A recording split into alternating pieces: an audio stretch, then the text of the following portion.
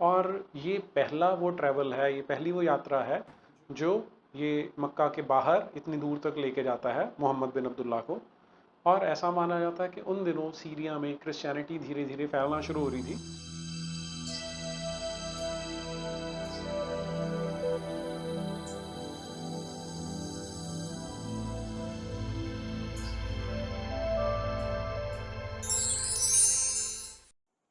हम एक काम करते हैं, मैं आज का लेक्चर शुरू करता हूँ मोहम्मद के पूर्वजों से, कि जिस समय इस्लाम ने शुरू होना था तो उससे पहले मक्का में या अरीबा में किस तरह की सराउंडिंग्स थी, किस तरह का वातावरण था जिसमें कि इस्लाम शुरू हुआ।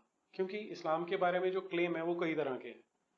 जो इस्लाम को फॉलो करते हैं और उसका प्रचार करते हैं, जिनका बिजनेस इस्लाम पे डिपेंड करता है, उनका कहना है कि जो इस्लाम शुरू हुआ ये एक रिफॉर्मिस्ट रिलीजन था, कि वहां पर उस समय बहुत बुरी हालत थी और उसे सुधारने के लिए इस्लाम की शुरुआत की गई।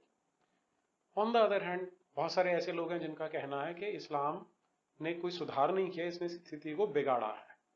जो भी वहां पर उस टाइम की स्थितियां थी, जो सोशियो कल्चरल मिलियू था वहां पर, उसको बिगाड़ने में इस्लाम ने हेल्प किया है।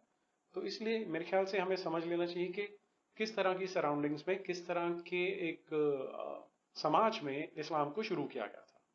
तो इसके लिए हम शुरू करते हैं इस्लाम मोहम्मद के पूर्वजों से, कि मोहम्मद के जो पूर्वज थे वो किस तरह के लोग थे और किस तरह से धीरे धीरे चल के इस्लाम की स्टैब्लिशमेंट अरेबिया में होती है। इसे समझने के लिए हम ऐसा करते हैं, इस्लाम की स्टार्टिंग से कुछ पीछे चलते हैं। तो मैं शुरू कर रहा हूँ कुसै से।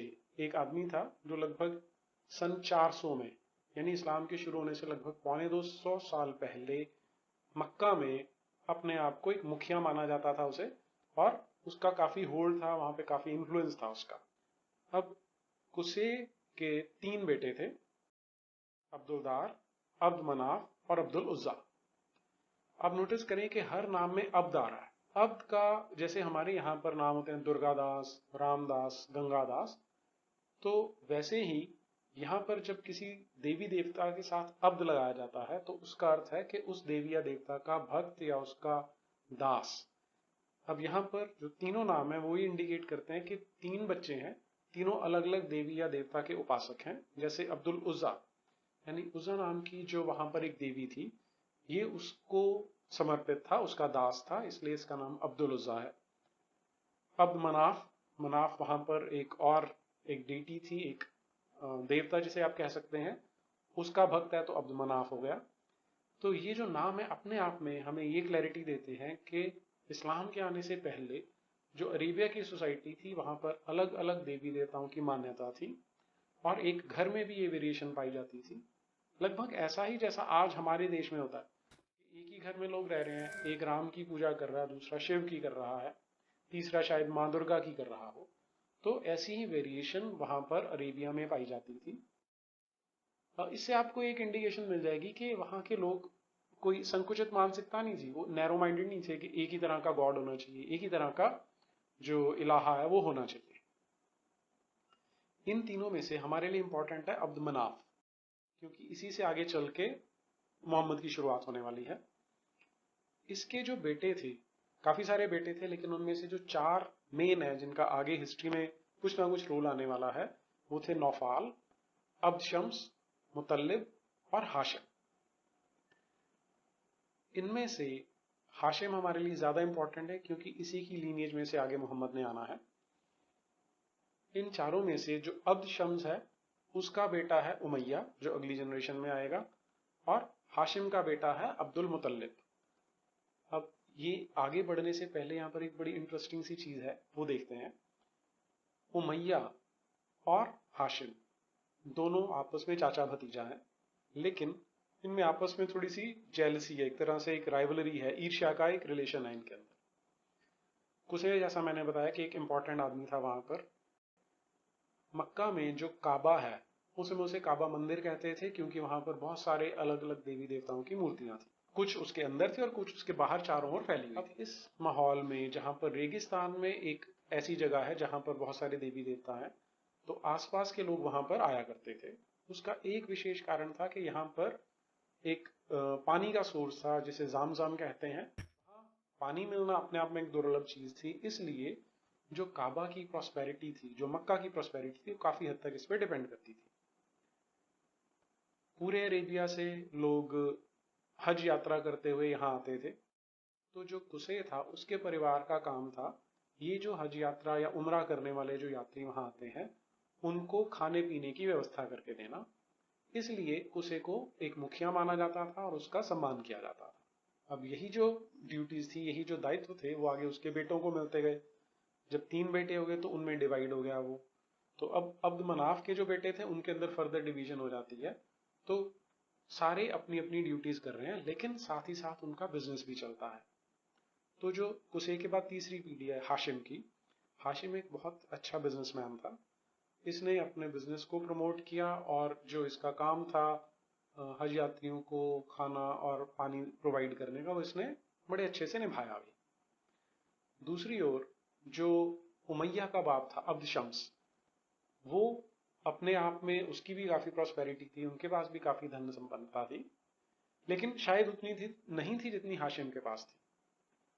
तो उमैया ने एक बार चैलेंज किया हाशिम को कि तुम अपने आप को ज्यादा मशहूर समझते हो, जबकि हम ज्यादा संपन्न है, हमारी ज्यादा शान है। तो हाशिम ज्यादा इंटरेस्टेड नहीं था इस तरह की तू मैं में, क्योंकि उमैया उससे छोटा था आयु में और रिश्ते में भी।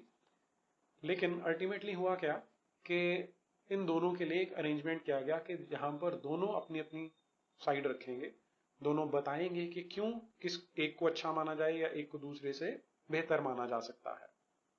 इस तरह का एक कंपटीशन ऑर्गेनाइज किया गया जिसमें किसी एक को अंपायर भी रखा जाता था। ये वहां की परंपरा थी और परिणाम ये हुआ कि हाशिम जीत गया और उमैया हार गया। अब शर्त ये रखी गई थी कि जो हारेगा वो 10 साल के लिए मक्का से बाहर चला जाएगा और उसको 50 ऊंट जो है वो हारने पड़ेंगे। तो उमैया 50 ऊंट हार गया। हाशिम ने क्या किया, ये जो 50 ऊंट उसने जीते उनको वहीं कटवा कर एक बहुत बड़ी पार्टी दी और उसमें लगभग सारे मक्का के लोगों ने आके खाना खाया और उमैया को 10 साल के लिए वहां से जाना पड़ा। तो ये जो दो आपस में खानदानी लड़ाई वाले गुट हैं, इनकी हिस्ट्री आगे चल के और ज्यादा इंटरेस्टिंग होगी, लेकिन यहां पर ये आपको बताना जरूरी था। हाशिम एक बार बिजनेस के सिलसिले में जाता है मदीना में। मदीना को उस समय यथरीब कहा जाता था, जो इसका एक्चुअल नाम है यथरीब या यसरीब कहते हैं इसे। तो जब वो वहां गया, वहां उसने मार्केट में देखा कि एक लेडी है, बहुत अट्रैक्टिव है और वो वहां पर बिजनेस कर रही थी। ये आपको क्लियर करता है कि इस्लाम के आने से पहले, जिसे आज हम मक्का और मदीना कहते हैं, वहां पर महिलाओं की जो स्थिति थी वो किस तरह की थी। तो हाशिम उस लेडी की ओर आकर्षित होता है तो पता करता है कि कौन है। तो आसपास लोगों ने बताया कि इसका नाम सलमा है और पहले इसका एक डाइवोर्स हो चुका है और अच्छी बिजनेस वूमेन है, लेकिन अब ये शादी अपनी शर्तों पे करना चाहती है और इसकी एक शर्त ये है कि तलाक मैं अपनी इच्छा से दूंगी, पति को ये राइट नहीं होगा, और मैं अपना बिजनेस अगर चाहूंगी तो मैं उसे चला के रखूंगी और मेरी इच्छा होगी तभी उसको बंद किया जाएगा। तो हाशिम ने ये सारी शर्तें मान ली। एज अ रिजल्ट इन दोनों की शादी हो जाती है और शादी के बाद सलमा कुछ टाइम के लिए रहने के वास्ते मक्का में आती है, हाशिम के साथ रहती है और फिर कुछ टाइम के बाद वहां से चली जाती है, वापस अपने घर आ जाती है यथरीब में या मदीना में। जब वो वापस आती है उस समय वो प्रेग्नेंट है और कुछ टाइम बाद वो बच्चे को जन्म देती है। इसके बारे में हाशिम को भी नहीं पता है। वो बिजनेस के सिलसिले में जाता है ऊपर नॉर्थ में, इसराइल के पास जो जगह है गाजा, वहां जाता है और इस सफर में उसकी मौत हो जाती है। टाइम बीतता गया और वो लड़का जो वहां जन्म लिया था अपने ननिहाल में पलता रहा, और जब वो थोड़ा सा बड़ा हो गया 12-13 साल का, तब जो उसका चाचा था मुतल्लिब, उसे भेजा गया कि तुम जाके उसको अपने घर लेके आओ। तो जब वो वहां जाता है, इस लड़के को वापस लेके आ रहा है, जब मक्का में पहुंचता है तो वहां एक इंटरेस्टिंग इंसिडेंट आता है कि लोग देखते हैं कि मुतल्लिब आ रहा है और साथ में एक 12-13 साल का लड़का है। तो उन्होंने सोचा कि मुतल्लिब बिजनेस के सिलसिले में गया था तो वहां शायद मार्केट से गुलाम खरीद के लाया है, तो गुलाम को अब्द कहते हैं। तो लोगों ने वहां जो लड़के खेल रहे थे उन्होंने उसको अब्दुल मुतल्लिब कहना शुरू कर दिया, क्योंकि उन्होंने सोचा मुतल्लिब का गुलाम है। और ये नाम इस लड़के के साथ चिपक गया और आज हम इसको अब्दुल मुतल्लिब के नाम से ही जानते हैं। इसका ओरिजिनल नाम, इसके ननिहाल में क्या रखा गया था, उसकी बहुत कम लोगों को जानकारी है। और क्योंकि इस्लाम की किताबों में इसे अब्दुल मुतल्लिब ही रेफर किया जाता है, तो हम इस रेफरेंस के साथ ही चलेंगे। मुतल्लिब जब इसे यहाँ लेके आया तो हाशिम का क्योंकि अच्छा बिजनेस था, तो उसकी जो प्रॉपर्टी थी उस पे इस बेटे का जो अधिकार था उसे दिया जाना था। लेकिन जो ताया था नौफाल, उसने देखा कि छोटा सा लड़का है, तो उसने वो प्रॉपर्टी या जो भी उसका रोजगार था उस पर कब्जा जमा लिया। तो ये बच्चा थोड़ा बेबस था कि क्या करे। इसने जब बाकी लोगों से रिक्वेस्ट किया मक्का में, तो इसको कोई हेल्प नहीं मिली। एज अ रिजल्ट इसने ननिहाल में, मदीना में मैसेज भेजा कि इस तरह मेरे साथ अन्याय हो रहा है, आप मेरी सहायता करें।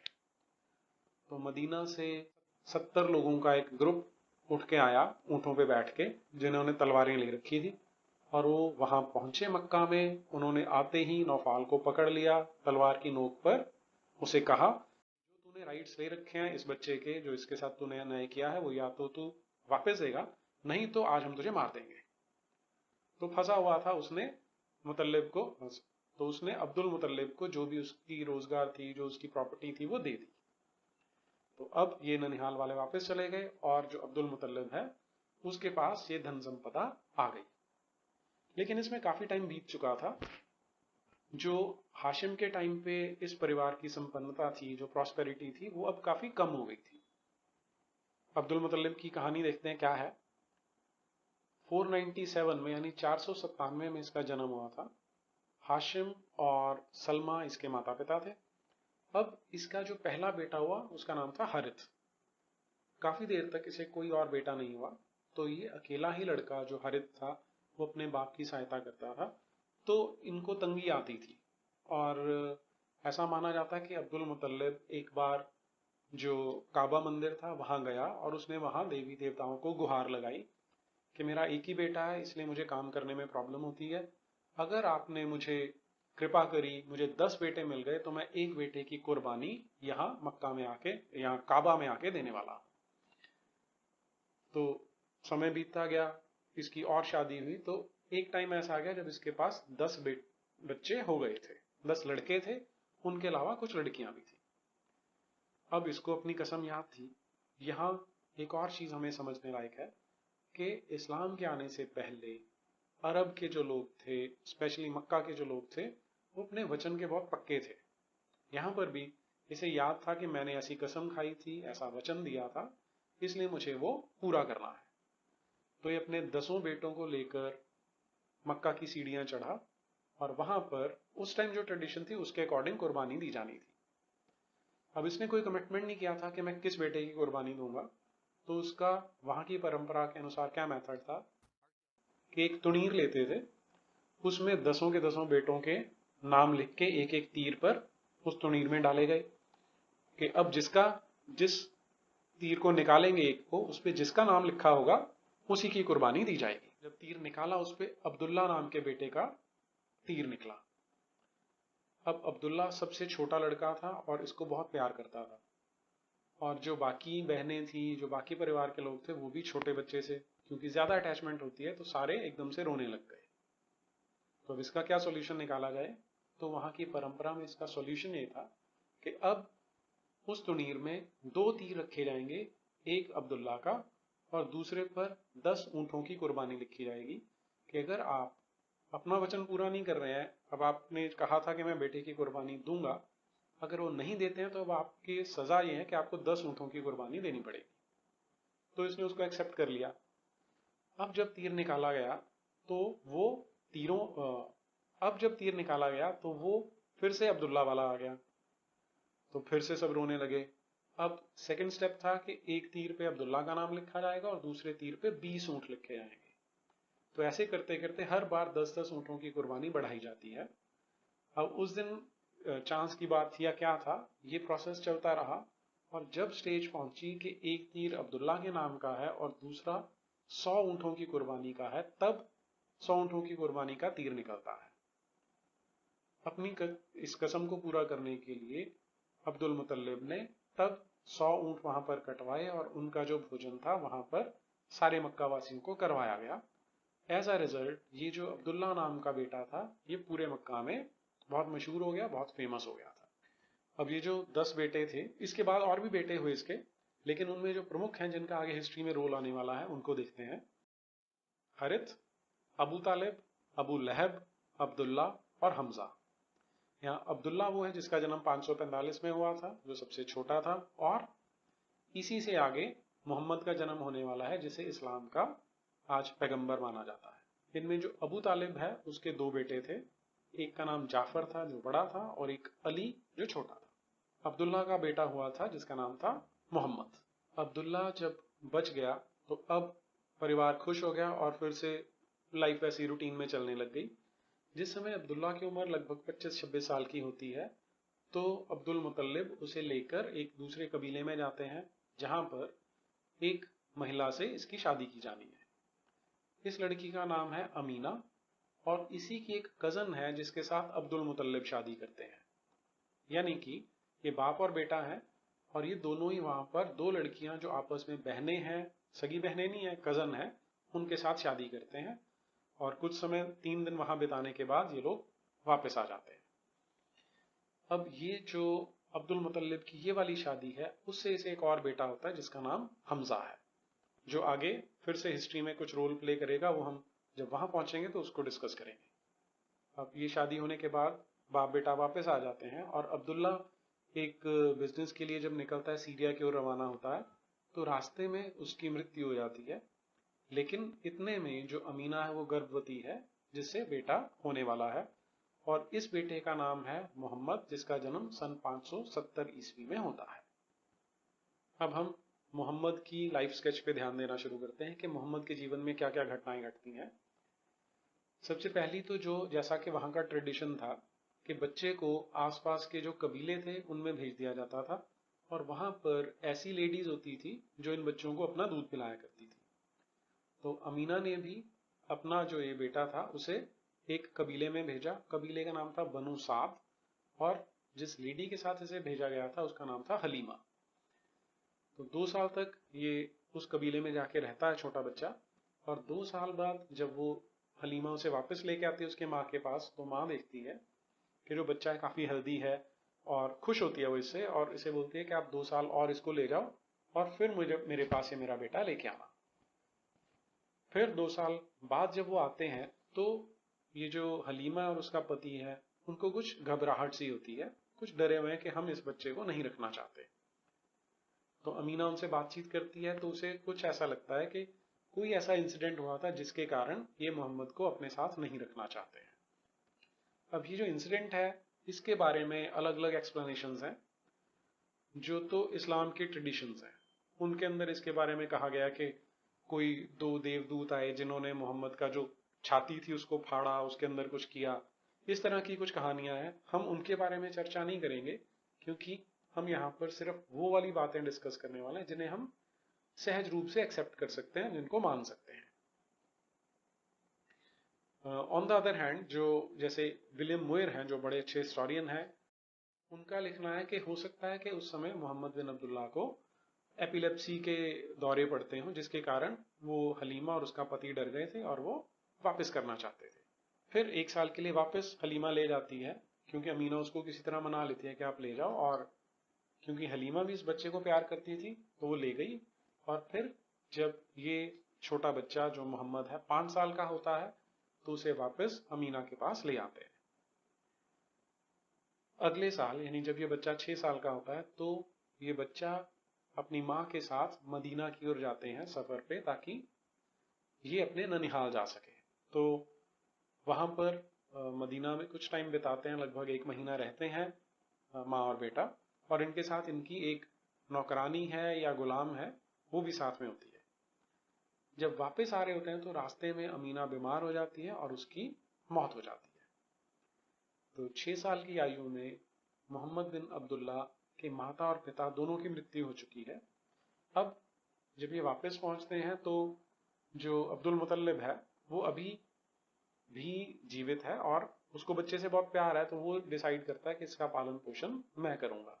हालांकि अब इनकी जो फाइनेंशियल सिचुएशन थी वो उतनी अच्छी नहीं थी जितनी हाशिम के टाइम पे थी, पर स्टिल अब्दुल मुतल्लिब मक्का में एक बहुत बड़ा प्रमुख व्यक्ति माना जाता था और अपने मरने तक वो प्रमुख व्यक्ति ही माना गया है। और दूसरा, जो अबू तालिब नाम का एक चाचा है मोहम्मद का, वो भी इस बच्चे को बहुत प्यार करता है। अब बहुत ही जल्दी, लगभग 2 साल बाद ही अब्दुल मुतल्लिब की मौत हो जाती है, जो लगभग 80 साल का हो गया था उस समय। तो अब इस बच्चे को पालने की जिम्मेवारी अबू तालिब के ऊपर आ जाती है, जो इसका पालन पोषण करने लग जाता है। फाइनेंशियल स्थिति, जो इनकी आर्थिक स्थिति है, वो कोई बहुत अच्छी नहीं है, लेकिन स्टिल इनका गुजारा चल रहा है। और इन बीती पीढ़ियों में जो हाशिम के टाइम पे हज यात्रियों को खाना खिलाने का और पानी की व्यवस्था करने का जिम्मेवारी थी, वो बंटते बंटते अबू तालिब के पास सिर्फ पानी पिलाने की जिम्मेवारी रह गई थी। लेकिन फिर भी, क्योंकि ये एक रिस्पेक्टेबल काम था, तो इनको सम्मान की दृष्टि से देखा जाता था। तो अब ये 8 वर्ष के मोहम्मद को उसके चाचा अबू तालिब ने पालना शुरू कर दिया है। अब ये जो बच्चा था अबू तालिब के पास रह के बड़ा होने लगा।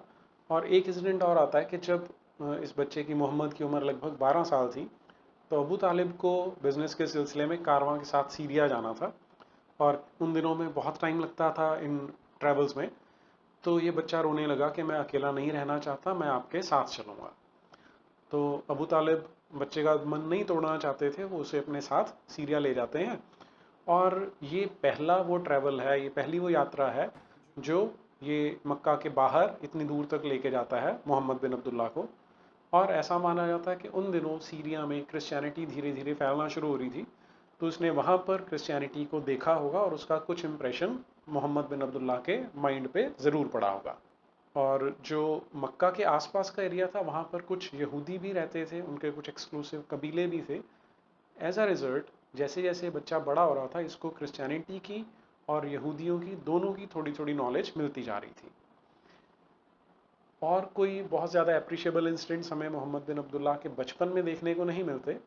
फिर जब इसकी आयु लगभग 24 वर्ष की होती है, तब अबू तालिब ने कहा कि अब मैं, क्योंकि मेरी जो फाइनेंशियल सिचुएशन है, माली हालत बहुत अच्छी नहीं है, इसलिए मैं चाहता हूँ कि तुम अब मेरा हाथ बंटाना शुरू करो। और एक कारवां जाने वाला अगले महीने सीरिया की ओर, मैंने उसमें जाना है, तो मैं तुम्हें उसमें चाहता हूँ साथ चलो, तो तुम्हें भी कुछ पैसे उसमें मिल जाएंगे। तो मोहम्मद ने उसके लिए हाँ कर दी। अब ये जो कारवां था, ये वहाँ की एक बिजनेस लेडी थी खदीजा, उसका था।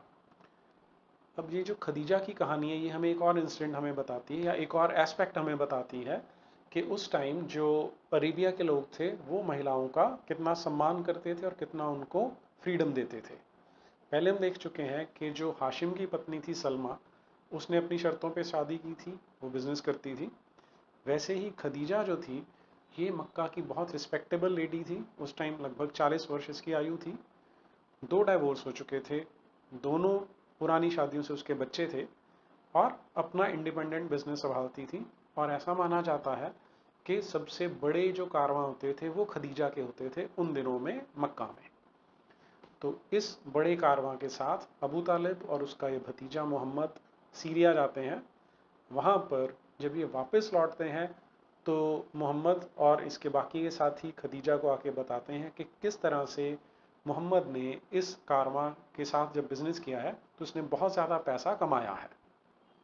मोहम्मद के बारे में ऐसा बताया जाता है कि बातें करने में बहुत स्मार्ट व्यक्ति थे, इसलिए जब ये कारवां के साथ गए तो वहाँ पर इनके बात करने के ढंग से जो कारवां था उसको बहुत ज़्यादा प्रॉफिट हुआ था। तो अपेरेंटली खदीजा इस यंग लड़के से, जो हालांकि 15 सालों से छोटा था, इम्प्रेस हुई और वो इससे शादी करना चाहती थी। मोहम्मद को इसमें कोई ऑब्जेक्शन नहीं था शादी करने के लिए, लेकिन क्योंकि खदीजा का स्टेटस बहुत बड़ा था, तो उसे पता था कि उसके जो पिता हैं वो ये शादी नहीं होने देंगे। तो उसने क्या किया, अपने पिता को एक दिन पार्टी दी उनके लिए, उसमें उनको बहुत ज़्यादा शराब पिला दी, और ऐसा बताया जाता है कि उनकी शराब में ही रजामंदी लेके उसी समय इनमें शादी कर दी गई। तो जब खदीजा के पिता को होश आया, तो उन्होंने एक बार तो इसके लिए बहुत ज़्यादा ऑब्जेक्शन किया था कि ये शादी नहीं हो सकती, लेकिन सभी ने समझाया कि ये तुम्हारी बेटी है जो इस शादी को करना चाहती थी, इसलिए अगर आप इसमें ऑब्जेक्शन करोगे तो आपकी ही इसमें इंसल्ट हो सकती है।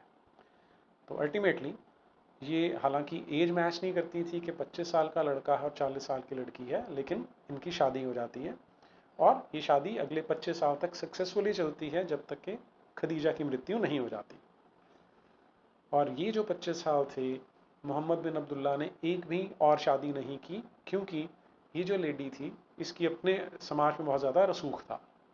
ये 25 साल की शादी में इनकी 6 संतानें हुई, जिनमें 2 लड़के थे और 4 लड़कियां थी। सबसे पहला जो लड़का था उसका नाम कासिम रखा गया था, और जैसी कि मक्का की ट्रेडिशन थी, इस बच्चे के जन्म के बाद मोहम्मद बिन अब्दुल्ला को अबुल कासिम या अबू कासिम के नाम से जाना जाने लगा, कि कासिम का बाप, अबू कासिम। इसके बाद 3 लड़कियां होती हैं, जैनब, रुकैया और उम कुलजूम है। फिर एक लड़का होता है जिसका नाम अब्दुल्ला रखा जाता है, और फिर जो छठी संतान होती है वो लड़की है जिसका नाम फातिमा। इन बिटवीन एक और इंसिडेंट आता है कि अबू तालिब, अब क्योंकि उसकी फाइनेंशियल सिचुएशन अच्छी नहीं थी, एक बार जब सूखा पड़ा वहाँ पर, उसके कारण उसकी जो माली हालत थी वो और ज़्यादा कमज़ोर हो गई थी। तो बाकी लोगों ने कहा, और मोहम्मद को स्पेशली कहा गया कि अब तुम एक अच्छे परिवार में चले गए हो, तुम्हें पैसे की कोई कमी नहीं है, तो तुम्हें अपने चाचा की, अबू तालिब की सहायता करनी चाहिए। तो उनका जो बेटा था अली, उसको मोहम्मद ने अडॉप्ट कर लिया, उसको गोद ले लिया। इस समय अली छोटा सा था, लगभग 7-8 साल का। और इसके अलावा जो जैनब थी, उसकी जो शादी है वो खदीजा की बहन का बेटा था उसके साथ कर दी गई। अनफॉर्चुनेटली जो कासिम था वो लगभग 2 साल का होते ही मर गया था, और जो दूसरा बेटा था अब्दुल्ला, वो भी बहुत छोटी आयु में ही मर गया था। तो जो लड़कियां थी वो तो जीवित रही, लेकिन जो लड़के थे वो जीवित नहीं रह पाए। अब मोहम्मद बिन अब्दुल्ला की शादी ठीक से हो गई थी, इनको अब कमाने की कोई ज़्यादा परेशानी नहीं थी, क्योंकि पत्नी का बहुत बढ़िया बिजनेस था। जब इनकी आयु लगभग 40 वर्ष की हुई, तब इन्होंने क्लेम करना शुरू किया कि मुझे पैगंबर माना जाए। अब पैगंबर वाली कंसेप्ट जो थी वो अरब वासियों के लिए नई थी, स्पेशली मक्का के लोगों के लिए नई थी, इसलिए उन्होंने इसको इजीली एक्सेप्ट नहीं किया। अब इसके पीछे जो इंसिडेंट है वो इस तरह से बताया जाता है कि मक्का के लोगों में एक परंपरा थी, एक ट्रेडिशन था, कि साल के कुछ दिन ऐसा माना जाता है कि 6 हफ्ते या 40 दिन वो लोग आसपास की पहाड़ियों में जो गुफाएं थी वहाँ जाकर ध्यान लगाते थे, मेडिटेशन करते थे। और मोहम्मद बिन अब्दुल्ला भी इसी ट्रेडिशन को फॉलो करते हुए वहाँ पर मेडिटेशन करने जाया करते थे। और एक दिन जब एक हीरा नाम की गुफा में ये ध्यान लगा रहे थे, तो उस समय उनको एक फरिश्ता आके मिलता है जो कहता है कि तुम्हें पैगंबर चुना गया है।